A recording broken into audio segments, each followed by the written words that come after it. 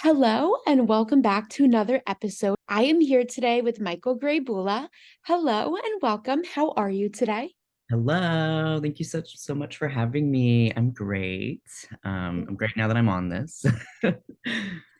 No problem. And thank you so much for joining. But first, a congratulations is in order for if I can give you that and its release. That's so exciting. Yeah, it's been pretty crazy, but also fun and weird. I So, can only imagine. It came out in February, right? yes, yes. So it's been out, how do I do math? Four Okay. months, I guess, Oh, today. I oh think my 4 months. gosh. Okay. Wow. So it's still a little baby book, 4 months old, but I mean, it's coincidental that it's 4 months today. That's so exciting. And I mean, seeing your book published must be so awesome. Yes, it is. I mean, people say it all the time, but like it is a dream come true. And all that. Yeah. I mean, that must be when you start writing, that's probably the goal one day to have a published book. So how did you get into writing? How did that kind of start for you? Um, I feel like I remember always being sort of into writing, but my real like passion for it started, as I'm sure it did for many people in our generation, with fan fiction. Um, I read Percy Jackson when I was in elementary school, and then got into fan fiction from that. Um, and yeah, it sort of developed into I started with fan fiction, and then I realized I wanted to write some original fiction as well, expanded into poetry. And then when I was going to high school, I decided I wanted to attend an art school and study literary arts specifically. Um, so I did all that, and then I guess a year ago, graduated with my English degree, bachelor's. So I've been studying writing for 8 years now, I Oh, guess. wow. I mean, and you're just fresh out of school and you had your book published. So that's so exciting. And one thing that I like that you really brought up was fan fiction. Because I Hmm. feel like, I don't know, I've always been a part of a fandom and kind of like you ever since growing up, that's kind of how my writing started. I feel Hmm. like people are so quick to knock it down They really because are. it's fan fiction, but I feel like that's such an important place in so many writers' journeys, especially to start. It really is. And one of the things that I loved so much about writing fan fiction was the community and the sense of like being able to share my work with other people. I loved the feeling of going to AO3 and typing in a new work and like getting to publish it and refresh and see the comments and stuff.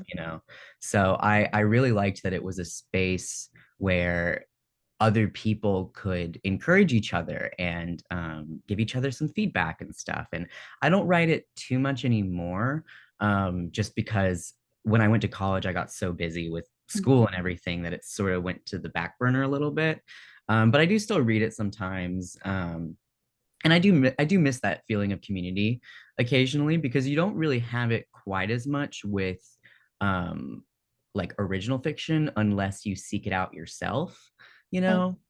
um, which I've always struggled a little bit with, like making and maintaining writer friends and that sort of thing. But yeah, people sort of look down on it because it's like, well, it's not original or whatever. But like fan fiction really like requires a lot of skill. It requires a lot of skill to write somebody else's character and do it well, you know? right? Um, And you and it's learn so much. Oh, you sorry, I didn't do mean to cut you too. off.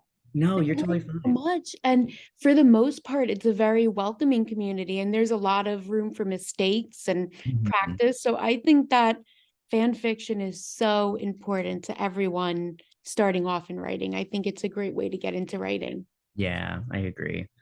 Yeah, that was really cool that you started with that because I love talking about fan fiction because it always like I was just saying, it gets knocked down, but it's so crucial. And It is. I know someone who, when I was in college, they started with writing High School Musical fan fiction and I love that. when they were in like third or fourth grade, and then that's how they ended up getting their job. Oh, So they wow. kind of like kept with that story of writing that. So I don't think anyone should be embarrassed of it either. I think that's Yeah. another Yeah, really I try to be pretty open about getting quote getting my start in fan fiction because of people being like sort of looking down on it a little bit, you know. It's like, no, that's a perfectly valid and very normal and very healthy way to get into writing. And it's how a lot of people these days get into it, I think. I mean, we talk sometimes about like I remember when I was in high school, I wasn't reading a whole lot of books, but I was reading so much fan fiction and like the longest, like I wrote a fan fiction that was like 170,000 words at one point. Oh. Um and so to be like, well, that's not real writing is just so ridiculous to me because it's like still words on paper, you're still building characters in a world and exploring and like yeah, it's just people being snobbish about it is like one of my pet peeves. I totally agree. And I mean, I mean, for 8 years now, you've been studying writing. So do you have kind of a set process with your writing, like how you start or anything like that? Yeah, so I sort of not float between, but have multiple different mediums that I like to write. So with novels, I usually start with a premise or maybe sometimes a character if it's more of a character-driven thing. Um, and from there, I start fleshing out the characters and the world.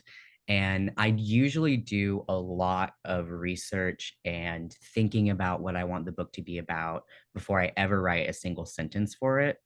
So that process of just like figuring out what the book even is can last Yeah. like years. Like I have book ideas that I came up with in high school that I'm still fleshing out, you Oh, know. wow. Okay. As for but for like other mediums like with poetry, because I also really like poetry and nonfiction, those ones I sort of just when it comes to me, I just slap it down and then I'll edit it like months later. I like to let my poetry sit for a while before I touch it.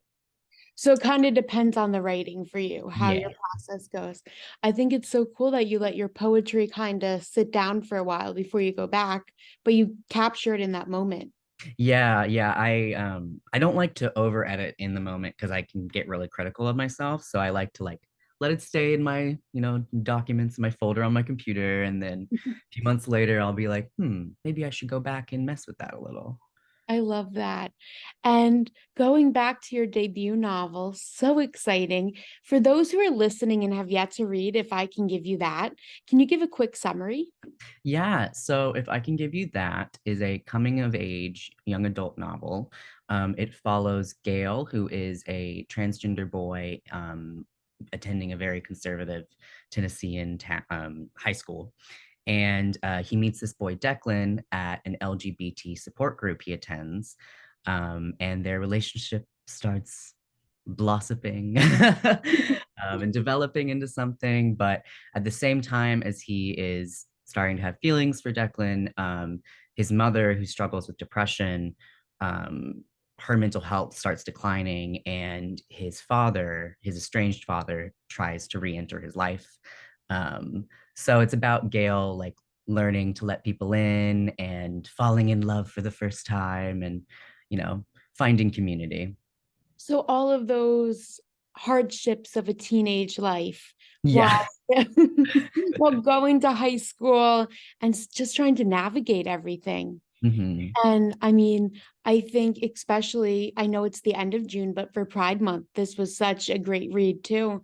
Yeah. And I think it had so many great themes in it. And I don't know, I felt like Gail was such a great character. And I think he went through a lot, but the book just, I don't know, he was captured so well in it. So that kind of leads me to the question of where did the idea for If I Can Give You That come from? Yeah. So it actually came from a writing exercise I did in high school. I think my junior year of high school. And in like a writer came to our literary arts class and was having us do an exercise where he wanted us to write just one sentence of an idea. And then we were going to spend the rest of the period like fleshing out that idea. And for some reason, the first thing that came to mind was a boy who sort of takes care of his mom instead of the other way around, largely in part due to her struggle with depression. And from there, I started thinking, okay, why is it just him and her? Where's his dad? You know, why is his dad out of the picture? And how would that affect his relationship to himself? And I also knew at the time because um, I wouldn't consider, if I can give you that, technically a romance, but I think romance is a pretty important part of it. Um, and I knew that I wanted to write about his relationship with another boy. Um, and sort of exploring sexuality and stuff. So yeah, it just sort of blossomed from there. The core part of the book was always him and his mom's relationship, and then everything else sort of came after.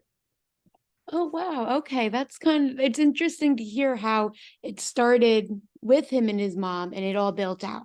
Yeah. Okay. So, and I think it's so awesome that you've been working on this for so many years now and it's finally came to Yeah. fruition.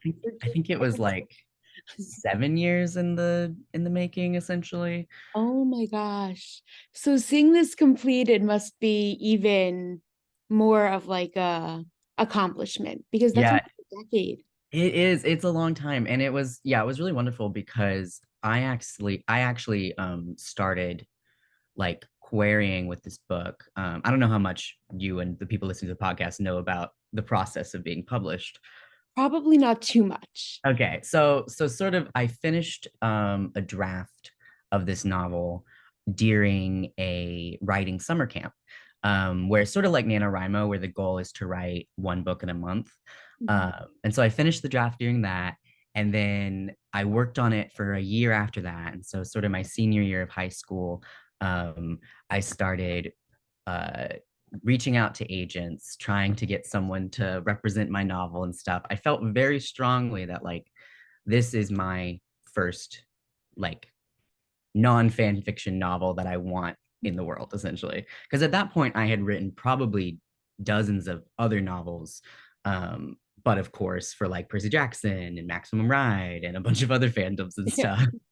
um, and so I felt very strongly. I was like, I know that I want this to be my book that I start with, you know.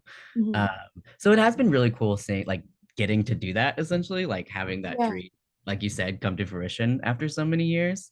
Um, and it's especially cool because I kind of grew up with Gail because I was younger than him when I first wrote it. Oh, 'Cause- wow. Okay. Yeah, because I was a junior writing about a senior when I first wrote the book. Yeah. Oh, wow. Okay.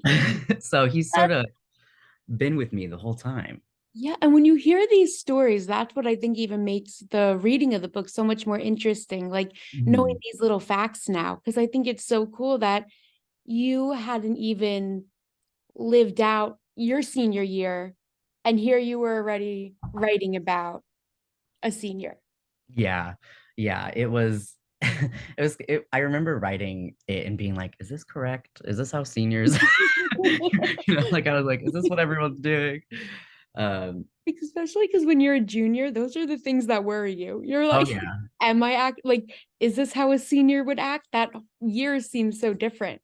it does. It does. And I mean, one thing that the book did really well is it dealt with a lot of heavy subjects, but in a very correct way. So, how were you able to portray them so real and correct? I think with Gail's mom specifically, thinking about her depression and her suicidal ideation, because also for those listening, I would advise a trigger warning specifically for those things because it does get into it a little bit. Um, I had a lot of personal experience with depression growing up, and I drew a lot from how I felt, and also was thinking about what did other people see when they saw me? You know, like what are the signs that other people were seeing from me? For example, when writing about her declining, what were the things that that I would sort of do, you know, a little bit when I knew my mental health wasn't in a great place. I actually don't have a lot of personal experience with divorce. The sort of dynamic with between Gail and his father was more inspired by a lot of my almost most of my friends have sort of complicated family dynamics. And a lot of my really close friends growing up had estranged dads and had these sort of relationships where like the dad was trying to be a good father, but wasn't really achieving that goal well. Yeah. Um, and I always knew that I wanted Gail's father to be complicated and not just like, oh, he's just like an asshole who sucks and, he's horrible and whatever. Like, I wanted him to be more nuanced than just he's a bad guy. Um, so I think for me, it was a lot of like, and same thing, similar with mom, like with Gail's mom, I didn't want her to just be a neglectful mother or someone who is like always struggling. Like I wanted to show her life outside of just when she was struggling with mental illness. And so I think the balance for me is, well, I mean, I think it is that balance of like both the real painful things we do to each other and also who else we are as people, and like showing both of those things on the page, because then I think it's much harder to vilify um, and to demonize, like I didn't want anyone to go into the book thinking like Gail's mom is a bad mom, like I didn't want that to be the takeaway. you know Yeah, no, definitely. And I think that was done so well. And hearing that you were able to pull from your own personal experiences, but give it to another character who's someone so different, I think even speaks about your talent as a writer. well, thank you. No problem, because I think that's just a very difficult task to do. Sometimes even looking inward isn't easy to do. Yeah. That you were able to do that just speaks to your writing, which I think is amazing. And I mean, on the topic of your writing, one thing that this book did so well is it had fully fleshed out characters like Gail and Declan. So, how did you create these fully fleshed out characters and make sure that they were what you wanted? Yeah, I actually it was sort of a long process because like we talked about earlier, it was 7 years in the making. Yeah. So they weren't quite as fleshed out at the beginning. That was something I had to learn how to get better at, was how do you make a character, like how do you make them feel like a person, especially because with characters like Declan, where he's not the main character, you don't have access to all of his thoughts. You don't have access to every single moment of interiority with him.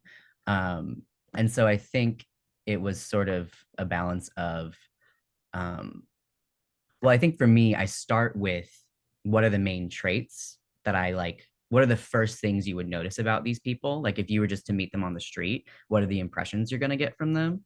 And so, like for Declan, I wanted him to be really friendly and really charming and sort of sweet. And then with Gail, I wanted it to be like he's a little bit more reserved. He's a little bit like awkward and unsure of himself. And from there, I tried to develop like what are their wants, what are they aiming for in the book, and outside of the book too, what did they want before the events of the book happened, and their family history, of course. I love making family trees and stuff for my characters. Oh, that's so um, cool. yeah, so yeah, just sort of making sure that they're well rounded, and like you need to be thinking also about things like what are their interests, what kind of music do they like, um, what are the things that like are intriguing to them and why. And it can take a really long time to figure that information out about a character. I didn't really understand who I wanted Gail to be for a while, because so I was sort of fumbling around with like I didn't want him to be me. Like I didn't want it to ever feel like a self insert, because that's not what I wanted it to be. But I was also struggling with like, how do I make him different enough, but also have parts of myself in him? And so like a lot of his interests, I know very little about. Like, um, I don't crochet, and like I actually didn't watch the Great British Bake Off until after I wrote the book. um, I don't know. yeah, I just decided that was the thing I wanted him to like, um and sort of things of that nature. As with Declan, I knew I wanted him to be kind of a nerdy guy. I knew I wanted him to have a real interest in like superheroes and comics and all of those sorts of sort of quintessentially nerdy things. Um, so yeah, it's coming at it from a lot of different angles, I think. Yeah, no, definitely. And that really does help create that well-rounded character. And one thing you kind of talked about was the music they listen to. So do you create playlists for your characters in your books? Yes. I will make, so usually what I do is I'll make a playlist for when I'm writing the book. So usually that song, like it's a combination of songs that I both am inspired by and also that I think the characters might enjoy.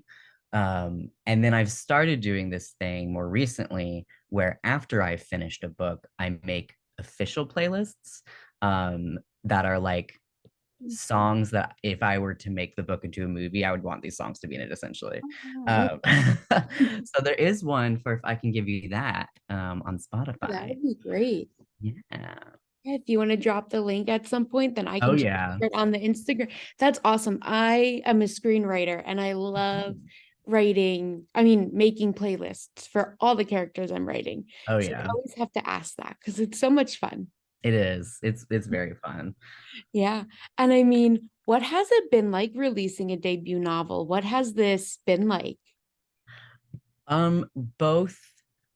Well, it's weird because in my everyday life, it hasn't changed very much. Like when I'm, out and about, like I'm not necessarily thinking about my book very much. But also at the same time, people have read it. So it's kind of Yeah. sort of like, um, it is exciting. It is also really nerve-wracking because, of course, anytime you put anything personal out into the world, or really anything, any art into the world, whether or not you think it's personal, it's a little bit personal. Yeah. Um, it is always a little nerve-wracking having other people read what you wrote or see what you've made and develop opinions on it, and develop sometimes opinions on you based off of your work. So it is a little bit scary sometimes, but I try to stay off of the review spaces unless someone like tags me in something. Like I love being tagged in positive reviews. I'll put them on my Instagram and Twitter um, all the time. And thankfully, I've gotten I would say pretty good reception. Like people have been really kind, So good. and uh, I think a lot of people have really understood what I was going for with the book. But also at the same time, like no one is like everyone has just a different taste. And so, of course, there are going to be people that didn't like the book, like for whatever reason. And you really have to be prepared for that reality and also not take it personally. Like you can't, you literally can't please everyone. So, you know, you got to sort of let that slide off of you instead of letting it stick. Exactly. And like this is your debut book. So it's also like a firstborn child. So you can't Yeah. let anyone's opinions, I mean, on any book, but especially this first one, because that's something so special. Yeah. And I mean, I don't know if you can say anything yet, but do you have any plans for another book in the future? So I do actually. This was my first book was part of a two-book deal, which in publishing terms just means that when the publisher was buying my first book, they said, "We like this so much, we're gonna go ahead and buy whatever next one you'll write," Oh, which is really flattering. congratulations. Yeah. So I'm working on my second one. I can't say like too much about it, but it is another young adult book. Um, and then I'm also in the works of uh that long arduous process that I have of figuring out plot ideas and stuff for a third and fourth book. So those are also in the works, but I haven't technically written words for them yet. But they're in my brain and they're simmering in there. So exciting. We'll be on the lookout Yeah. for more information. And I mean, what advice do you have for those who want to go into writing? I think I would say one, read. I think especially if your interest in writing started with reading, because I think like for me, there was a period where I didn't have interest in reading, and I always find that I'm a happier person when I'm reading consistently, and it makes my writing better, and it inspires me more, and fills up that creative well that people are always talking about. So definitely read if you can and if it's your thing. Or I guess if like, for example, if you're a screenwriter, watch movies, like engage with whatever medium you're, doing your art in. And also try to write with some grace for yourself. Like, don't be hard on yourself the whole time. There is a time for editing and there is a time for a critical eye. But I have found that if I go into something with too much criticism already, it just stops me from being able to work on it. Okay. So yeah. Yeah, that's great advice, especially this whole entertainment publishing industry. It's also daunting. Yeah. It's kind of scary to find that kind of, I don't know, get your foot in the door. So Hmm. kind of hearing this advice from those who have experience is so great. So thank you for that. Yes, of course. And I mean, so that's the main set of questions. I had so much fun speaking with you all about the book, but now we have some hot seat questions. Are you down for those? Of course. Perfect. So, what book or author inspires you the most? So Aristotle and Dante Discover the Secrets of the Universe is a book that really deeply inspired, if I can give you that. It got me back into reading young adult, honestly, when I was in high Oh, school. wow. Okay. So that book has a special place in my heart forever. But right now, Carmen Maria Machado is an author that I have been really into lately. She wrote In the Dream House and Her Body and Other Parties, they're just both wonderful books. She does more nonfiction and short stories and like literary fiction stuff. But I've been like obsessed with with her writing lately. Oh, cool. And can you describe if I can give you that in three emojis? Boys kissing emoji, of course. Um, probably I don't know, I think it's a yarn ball Oh, emoji yeah, yeah. I have. And then I looked to see if they had a milkshake emoji, but it didn't look like they had one. So I'm gonna say pizza for the pizza place that Gail works at. Oh, okay. That's a good one. And what about, do you believe in ghosts? I think I want to believe in ghosts. So the college that I went to actually is like super haunted, allegedly. That's like one of the big draws is like all of our spooky ghost stories and things. And I never had a supernatural experience there, but all of my friends did. And I was always like, hey, the ghost should mess with me. Like I want to experience that a little bit. Yeah. So I've never personally had any ghost experiences, but I always think it's fun when my friends tell me about theirs and hearing about them and stuff. So Yeah, that's pretty spooky about the college. yeah. Scary. My college was apparently haunted, one of the dorms, and then someone in the late 70s or early 70s was murdered in the dining hall. Oh my Yeah. God.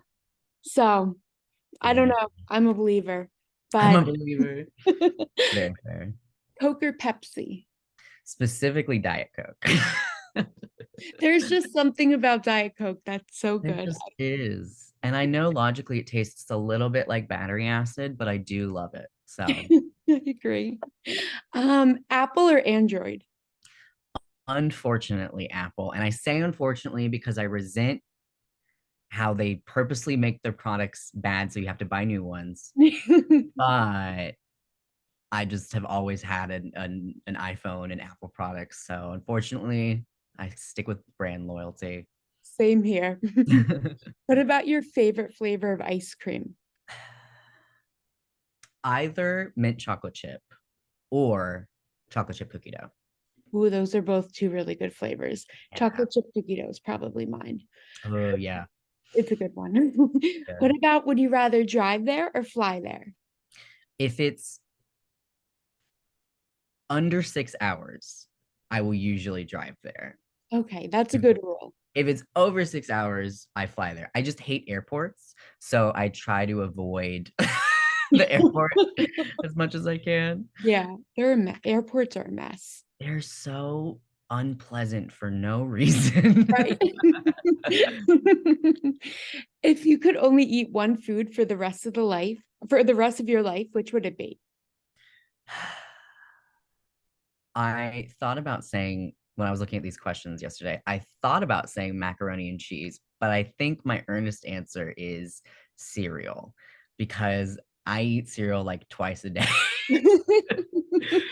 So But cereal's a good one because you can always change it up, it's true. And it's like, I don't know, it's just fun for some reason. And it's so right? easy, And but you can eat it at whatever time. It's you not like can. It's it's good so for breakfast, versatile. it's good for a snack. Yep. Yeah. No, exactly. And do you have a favorite place to vacation? So the only places I think I've technically vacationed at are San Diego and the North Carolina beaches. So I'd probably have to say San Diego. I went there with a group of friends a few years ago, and we just had it's like one of my favorite like memories is because my friends are in Arizona, so we drove the 7 hours there together, and then like spent a few days at a hotel and at the beach and stuff, and it's like a wonderful memory for me. That's so fun. And what about your favorite TV show or movie? Right now, I've been really into Yellow Jackets.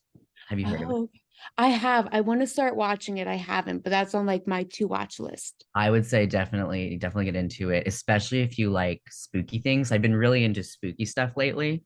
Um, I I love that. There was a moment in it where I literally was like, my heart is racing the fastest it has ever raced in my life. Like I was having such Wow. a visceral emotional reaction to it in like a wonderful way. I was like, that's good writing if you can get me like on that close on the edge of my seat, you know? Uh, Yeah.